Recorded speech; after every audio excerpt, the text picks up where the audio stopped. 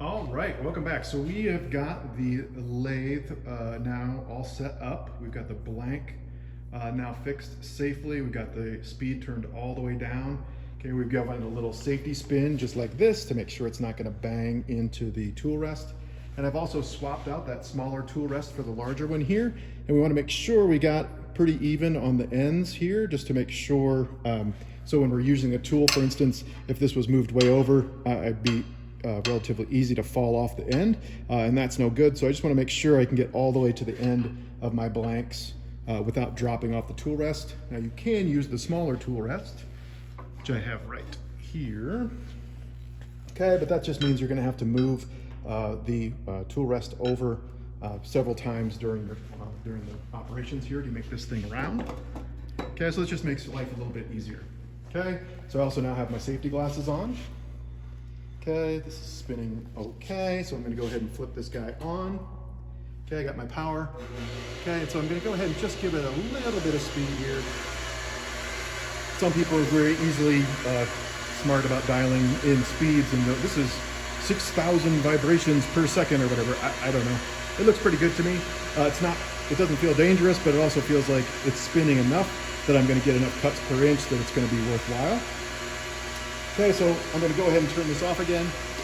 Okay, so now that's going to be the speed that my lathe turns on to every time I flip it on. Okay, I'm going to use my open palm again to slow that piece down. Okay, so this is what's called a roughing gouge. So I'm going to go ahead and show you right here. So this is the roughing gouge. Okay, this is the bevel. Okay, and this is the open mouth of the roughing gouge. Okay, I'll kind of try to, I guess I can't really show all of it. Okay, so this is what that looks like. Okay, and the big deal with the, actually let me grab this part now. Okay, so this is a super beefy one, so I think it's a little bit easier to see. Okay, so here, okay, is the bevel. Okay, and this is where everything happens. I could basically tell you to rub the bevel on everything on the lathe and send you home, because that's pretty much 100% of lathe tool use. If you're rubbing the bevel, it's a lot like skiing or snowboarding. When you have the edge engaged, you know it, and if you use the edge incorrectly, it will tell you almost immediately that you're using it incorrectly by bashing you to the ground. Okay, so right here is where all the contact with the lathe is going to happen. Okay, so you're making contact along this surface here. Okay, and that's a hollow ground, so it's also going to kind of lock in there. So you're going to be touching here on the heel, and then the cut's going to be happening up here on the end. Okay, so it's all going to be about rubbing the bevel on this little area here, and that's your whole control with the lathe. All right, so we're going to get the smaller piece again. Okay, and this one, we're not going to show you everything right away, but you can, as you can guess, I'll do this a little bit slower so you can kind of get the idea. But you can see here already, we're only going to be striking this 4 times per rotation. Okay, so this is where the tool rest comes in. This is going to be taking all of our stress. Okay, so if I'm up here in the air, this is going to jam me down onto the lathe over and over and over again, 4 times per rotation. But if I've got the tool resting on the tool rest here, that's going to allow me to guide this safely along. So there's a couple different ways that you can kind of hold this. One is you can kind of put your hand underneath and kind of pinch it in here with your thumb. Okay, and that helps you kind of slide along and also helps make a cylinder, because it gives you a little guide on the back here with your fingers. The other way you can do it is to go ahead and put your hand down on the top. Okay, just so you've got some way to kind of engage, okay, with the tool rest, so that it's taking the brunt of the force, you're not taking the brunt of the force. So this is a relatively small piece of wood, so you're probably not going to get a lot of kickback from it, but you will. Another thing you could also do is just go ahead and knock these edges down on a bandsaw or something like that, so it don't have quite as much of a pain kind of when you're beginning. But you know, it's totally up to you how you want to do it. I just kind of like to go in there and go for it. Okay, so I'm going to go ahead and now flip that lathe on. Okay, and just so you know, it's always going to be tool on the rest first. Okay, so tool on the rest first, and then you're going to slowly bring it up and introduce the cutting edge. Okay, so tool on the rest first, and then slowly bring it up.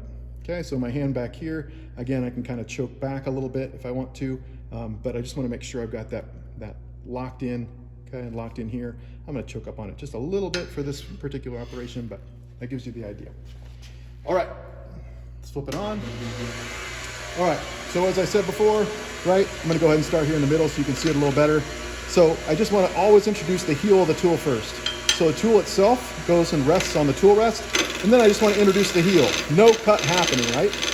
Okay, and as soon as I pick up my right hand now, as soon as I start getting a cut, which is right there, okay, then I can start moving the tool. Okay, so heel first, no cut, keep raising it up till I get a cut, which is right there, and then start to move. Okay, so I'm gonna go ahead and start on this end, do the same thing. It's always a good idea to start a little bit in. Okay, so I'm starting a little bit in and then going out toward the edge, starting a little bit in, going toward the other edge. And it also is a good idea to do this all at the same time, so you don't get one side that's really super high and one side that's really super low.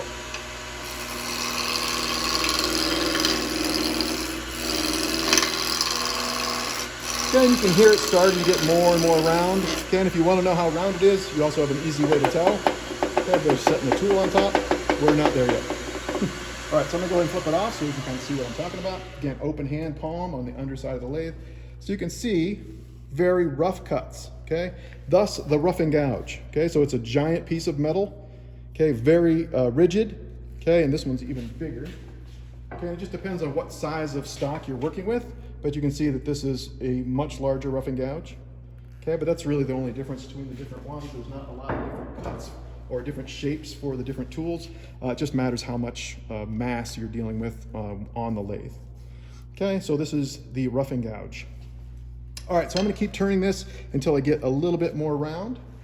Okay, and I can probably move this lathe or this tool rest in just a hair. Okay, I always wanna be as close to the piece as I can. So I'm gonna go ahead and flip it on again. Okay, always gonna be the heel first. Like that is not nearly as fast as it was before. So I'm gonna go ahead and turn it up a little bit. And as we start to get round, we start to be able to speed it up a little bit too. So I'm gonna go ahead and speed this up just real quick.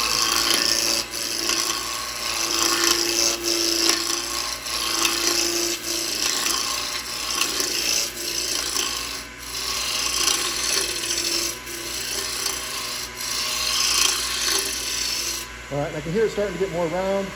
So we're pretty good there now as far as round is concerned.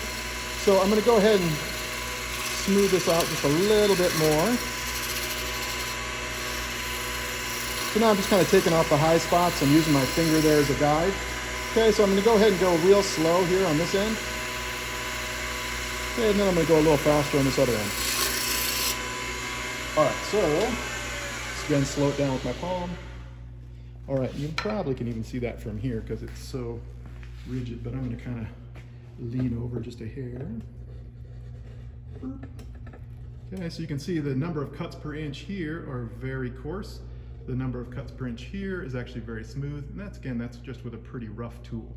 So you're really controlling how rough or how smooth you want the surface to be. All right, lock that back. Oh geez, I say lock that back. All right. Okay, so you're really deciding how smooth you want that to be. So now, in order to really see what we're talking about here with what's happening with the cut, I'm gonna go ahead and smooth this out again. Actually, let me shut it down. Okay, I'm gonna get in a little bit closer. Again, because now, you know, as we're reducing the square on here and getting a diameter, we gotta keep moving the tool rest in order to stay nice and close. You definitely don't wanna be able to get a finger or something in there at all. So just make sure this is nice and close. That way you don't have to worry about accidentally flipping a tool in there, getting anything kind of pinched in between the tool rest and the piece. All right, so I'm gonna go ahead, now that it's round, I'm gonna go ahead and give myself even more speed. Okay, I'm just gonna go ahead and do a very light cut.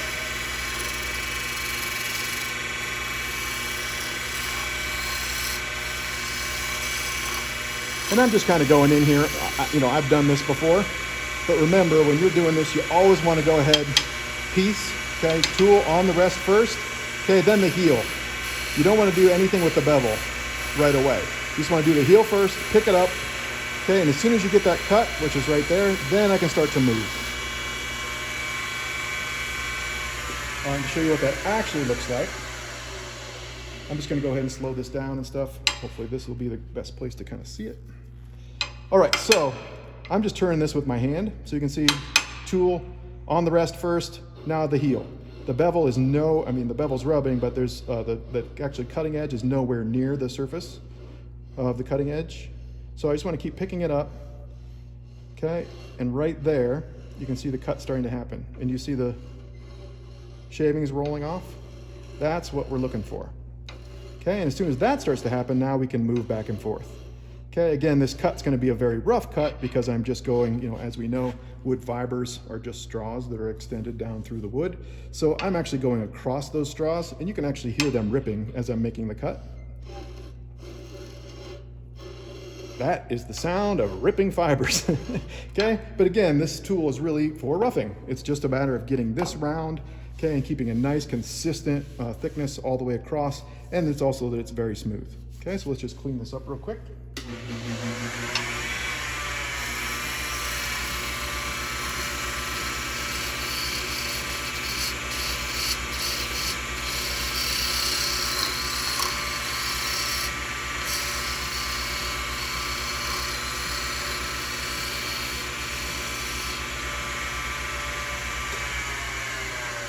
Okay, and slow down with the open palm again. All right, so now we have a nice spindle that has been rounded. Again, I can get the surface a little bit smoother if I want to, but we're going to be using other tools to kind of smooth that out as well. But that is an introduction to the roughing gouge.